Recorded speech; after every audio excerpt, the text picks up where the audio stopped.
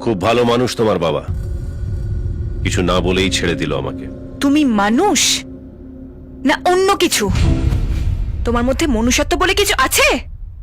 দয়া, মায়া, ভালোবাসা কিছু আছে তোমার মধ্যে? ডিসকভারি চ্যানেলে যখন আমরা দেখি একটা বাঘ একটা হরিণকে তাড়া করছে, তখন আমরা সবাই ঈশ্বরের কাছে প্রার্থনা করি যেন হরিণটা বেঁচে যায়। আর যখন হরিণ বেঁচে যায়, তখন আমরা সবাই বুক ভরা একটা নিঃশ্বাস নিয়ে হাততালি দিয়ে টিভিটা বন্ধ করে দিই। আর তারপরে গিয়ে ডাইনিং টেবিলে বসে চিকেন তন্দুরি চেবাই।